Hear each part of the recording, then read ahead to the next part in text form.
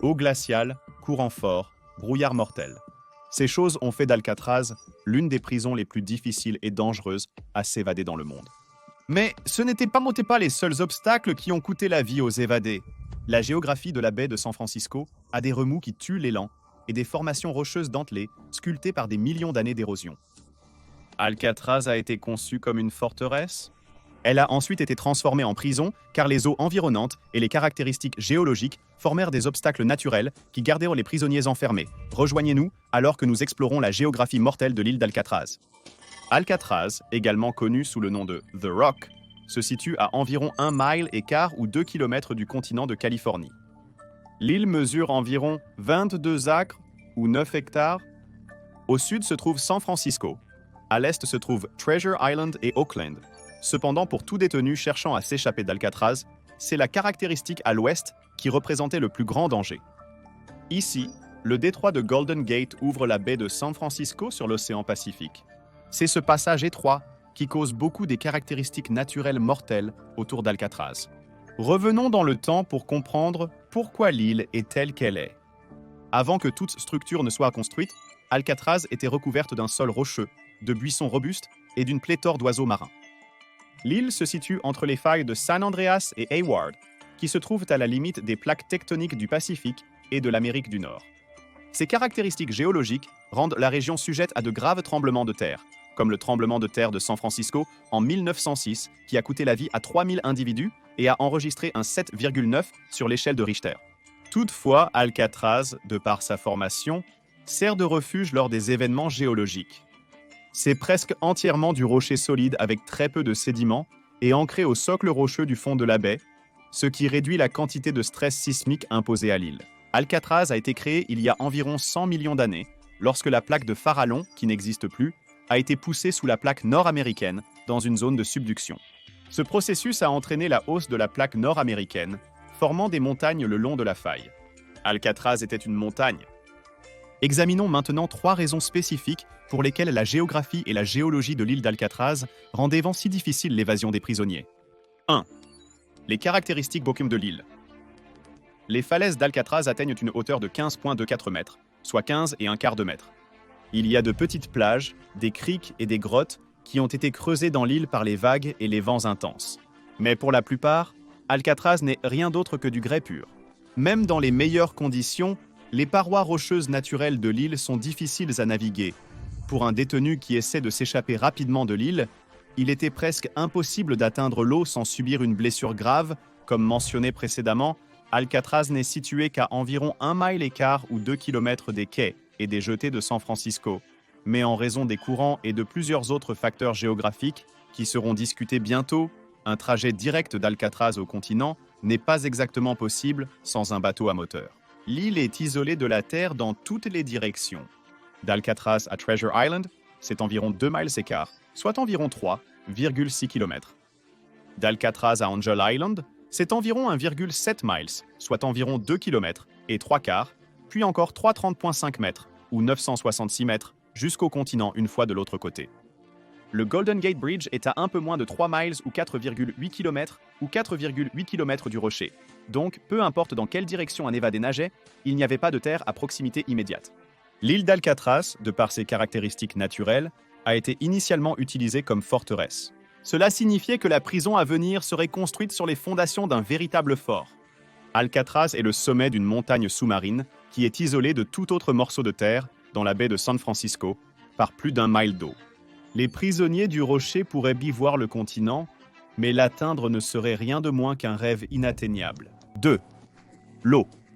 Bien que les falaises abruptes et les rochers dentelés de l'île rendent l'accès au rivage extrêmement difficile, les eaux entourant Alcatraz sont la défense naturelle la plus mortelle qu'elle a pour empêcher les prisonniers de s'évader.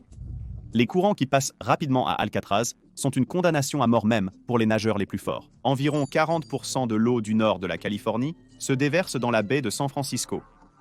Toute cette eau en mouvement est finalement aspirée dans l'océan Pacifique par le détroit de Golden Gate, qui mesure environ 1,1 mile ou 1,8 km à sa largeur la plus courte et a une profondeur maximale de 115,2 mètres ou 115 mètres. La baie de San Francisco mesure environ 60 miles ou 97 km de long et entre 3 et 12 miles ou 5 et 19 km de large. Cela signifie qu'une quantité massive d'eau s'écoule en permanence par le passage relativement étroit du détroit de Golden Gate, alors que la baie se vide dans l'océan. C'est l'une des raisons pour lesquelles les courants autour d'Alcatraz sont si forts. La baie couvre une superficie de 1600 miles carrés ou 4000 km si l'on inclut tous les estuaires et zones humides de la sous-baie, ce qui en fait le plus grand estuaire du Pacifique, en Amérique du Nord et du Sud. Le vaste système d'eau qui entoure Alcatraz a des courants assez forts pour ramasser les sédiments de la baie et les déposer sur le plancher océanique juste après le détroit de Golden Gate, créant des formations de vagues de sable qui atteignent 3 étages de haut. On estime que 2000 milliards de litres, ou 530 milliards de gallons d'eau, traversent le détroit de Golden Gate à chaque cycle de marée. Cela crée un débit d'eau 160 fois plus grand que le volume d'eau qui dévale les chutes du Niagara pendant la même durée. Ce que signifient tous ces facteurs géologiques et hydrologiques, c'est que l'eau qui coule devant Alcatraz en direction de l'océan Pacifique se déplace à environ 5 à 7 nœuds, soit environ 5/3 à 8 miles par heure, ou 9,3 à 12,9 km par heure. L'humain moyen peut nager environ 2 miles par heure, soit 3,2 km par heure, ce qui signifie que personne sur Terre ne peut surmonter le courant qui passe devant Alcatraz lorsqu'il est à son plus intense. Pour les détenus sur l'île qui voulaient échapper aux griffes de la prison et décidèrent de tenter la nage, le courant pouvait les entraîner en mer en 1 heure à 1 heure et demie. Même s'ils arrivaient à construire un radeau, comme l'a fait un groupe, les tourbillons présents dans tout le chenal entraveraient leur évasion. Un tourbillon est essentiellement un petit tourbillon de marée, où l'eau se déplace en cercle.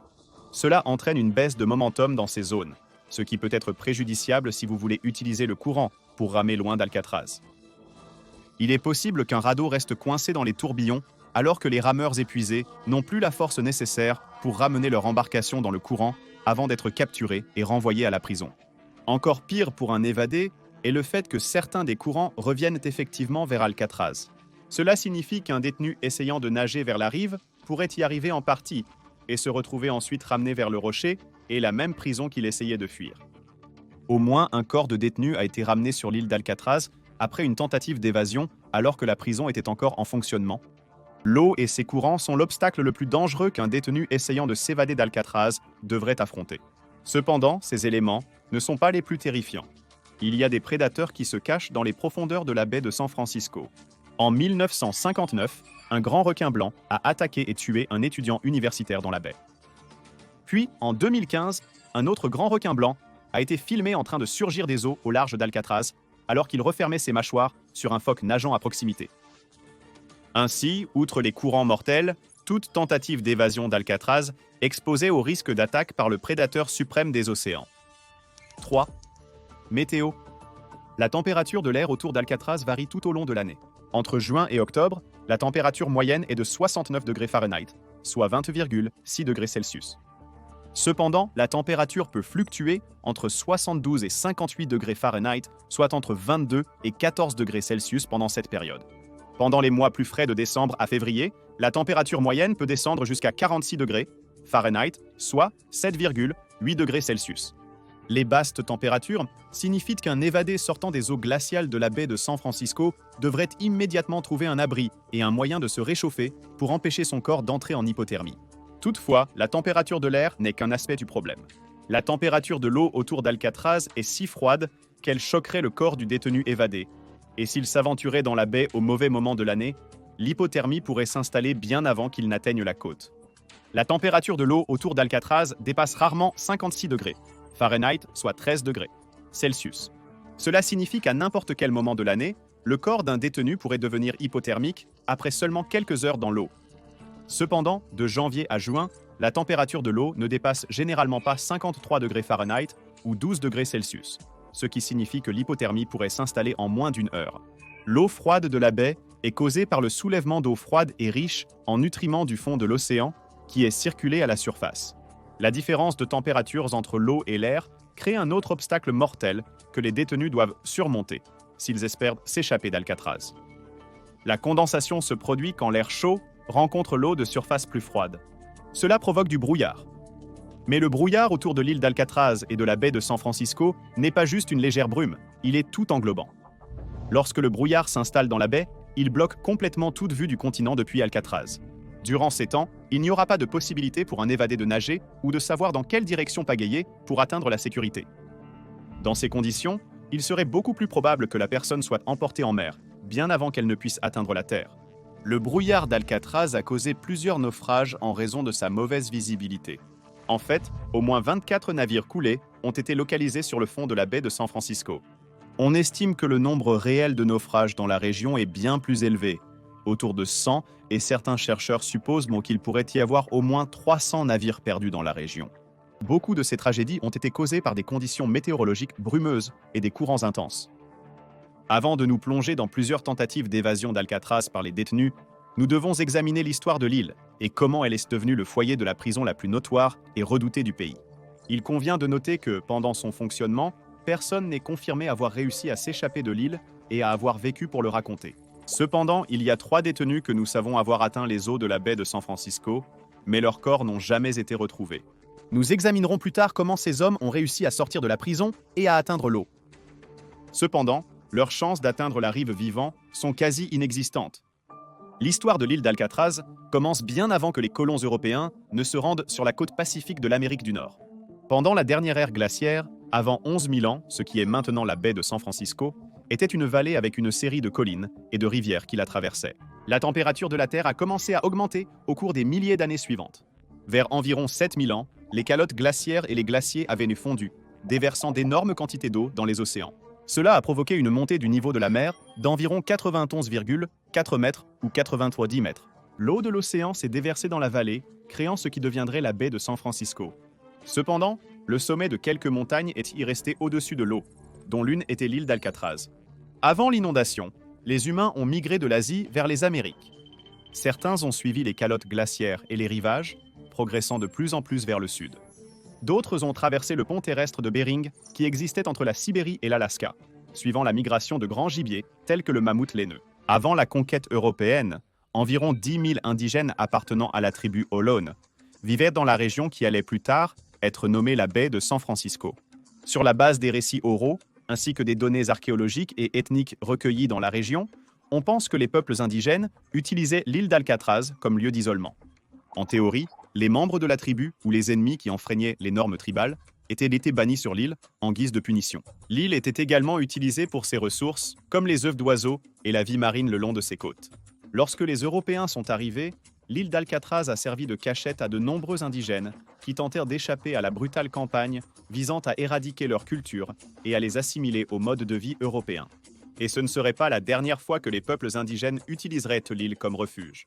En 1775, le lieutenant espagnol Juan Manuel de Ayala a effectué le relevé de la baie de San Francisco et créé la première carte européenne de la région. Sur celle-ci, il a marqué une île à environ 1 mile et quart de la côte principale, comme Isla de los Alcatraces ou île des Pélicans. Cela deviendrait plus tard Alcatraz. Le 2 février 1848. La direction mexicaine a signé le traité de Guadalupe Hidalgo pour mettre fin à la guerra de 1847, également connue sous le nom de guerre américano-mexicaine. L'accord stipulait que le Mexique céderait 55% de son territoire aux États-Unis, y compris les terres qui deviendraient que la Californie, le Nevada, l'Utah, le Nouveau-Mexique, l'Arizona, le Colorado et des parties de l'Oklahoma, du Kansas et du Wyoming. Cela signifiait que les États-Unis contrôlaient désormais également l'île d'Alcatraz. En 1853, l'armée américaine a transformé Alcatraz en forteresse pour protéger le port de tous les agresseurs. L'année suivante, en 1854, le phare d'Alcatraz a été achevé et est devenu le premier phare de la côte pacifique. Dans les mois qui ont suivi, le capitaine Joseph Stewart et 86 hommes de la compagnie H3e artillerie américaine ont été stationnés à Alcatraz.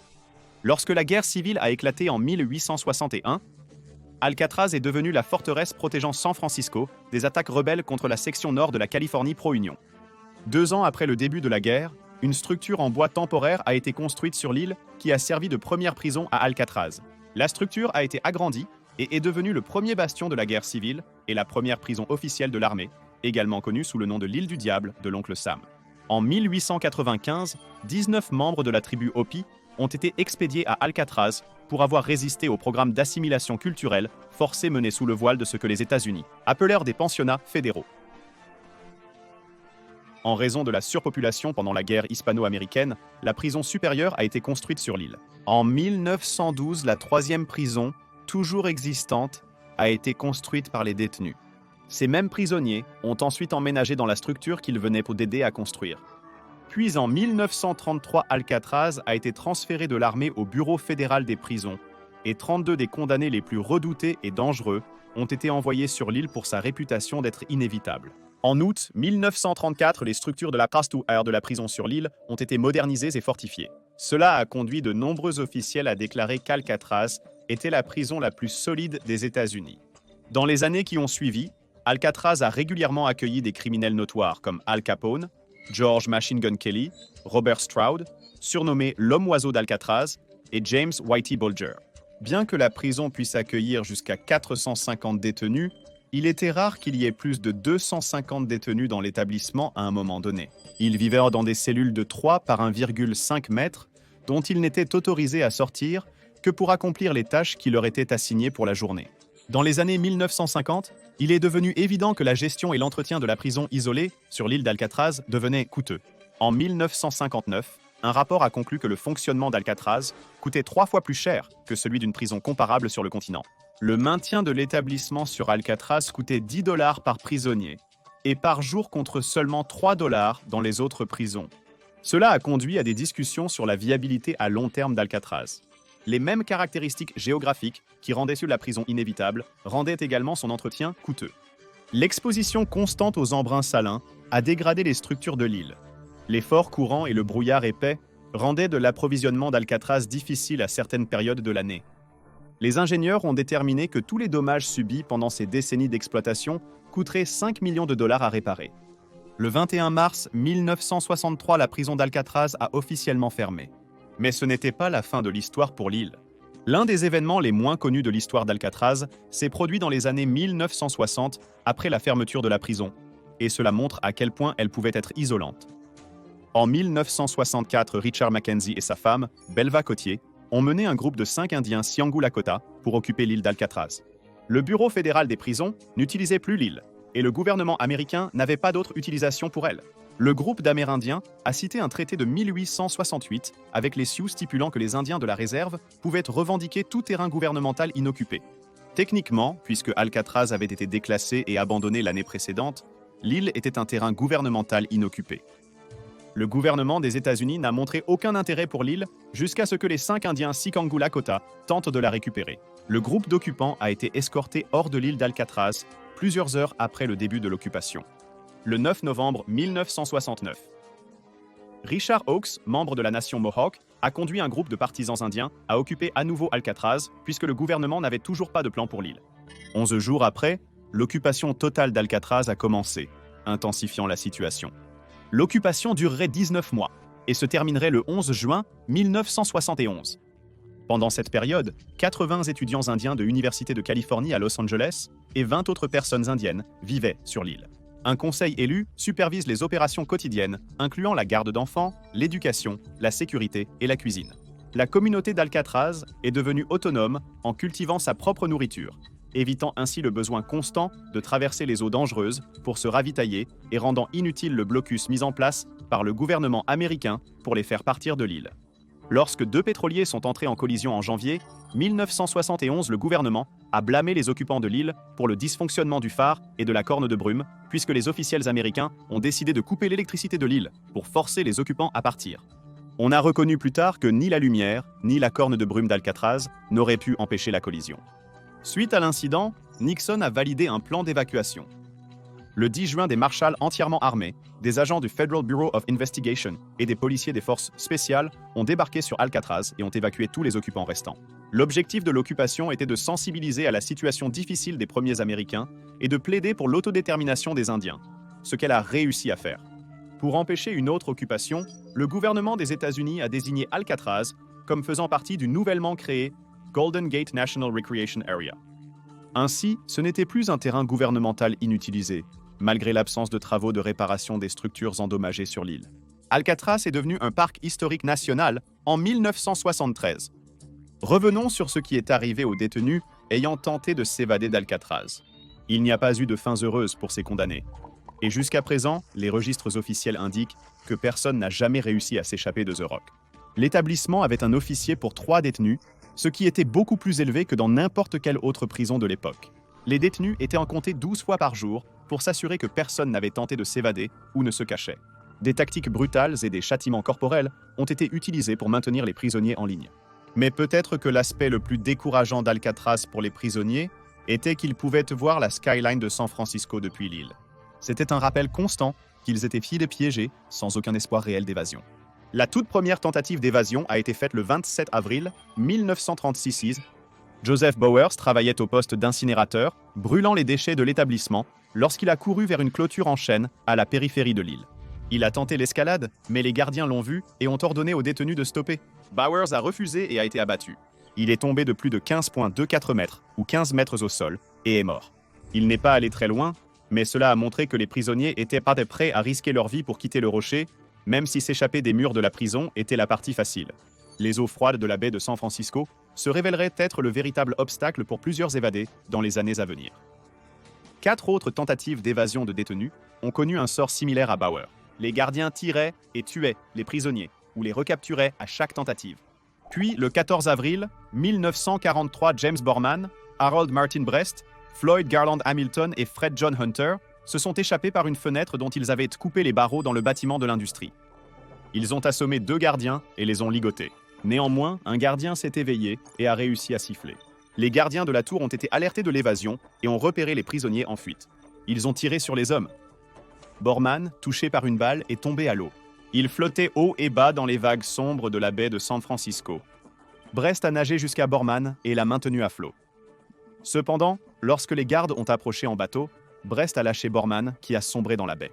Brest a été embarqué sur le bateau et Hunter, blessé en traversant des rochers tranchants près d'une falaise d'Alcatraz, a été ramené.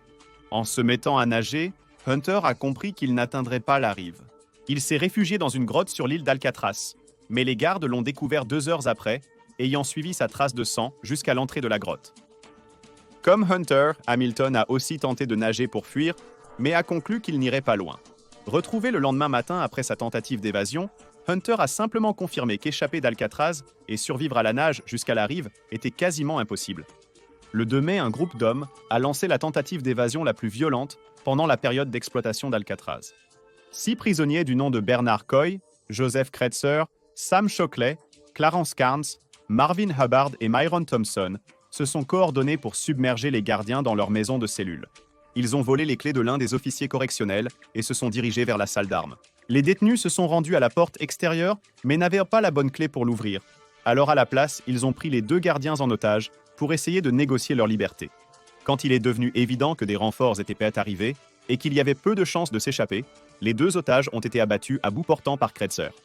Shockley, Thompson et Carnes avaient perdu espoir et étaient de retourner dans leurs cellules après les meurtres. Toutefois, Coy, Kretzer et Hubbard n'étaient pas encore prêts à renoncer. Les Marines américains ont débarqué à Alcatraz et ont pénétré dans le bloc cellulaire avec les gardiens. Dans la fusillade qui a suivi, 17 gardiens et un prisonnier en cellule ont été tués. Coy, Kretzer et Hubbard sont tous morts. La dernière tentative d'évasion à Alcatraz a été faite par John Paul Scott et Daryl Lee Parker le 16 décembre 1962. Ces 2 prisonniers ont créé une scie improvisée pour découper des barreaux d'une fenêtre de cuisine. Ils ont continué le long du bord de l'île et ont sauté dans les eaux glaciales entourant Alcatraz. Parker a atteint un petit affleurement rocheux appelé Little Alcatraz, à environ 46 mètres ou 46 mètres de l'île principale. Les gardes l'ont trouvé en train de leur faire signe et de crier à l'aide. L'eau froide et le courant fort étaient très trop pour Parker, alors il a abandonné avant que la baie de San Francisco ne puisse lui prendre la vie. Cependant, John Paul Scott a continué à nager.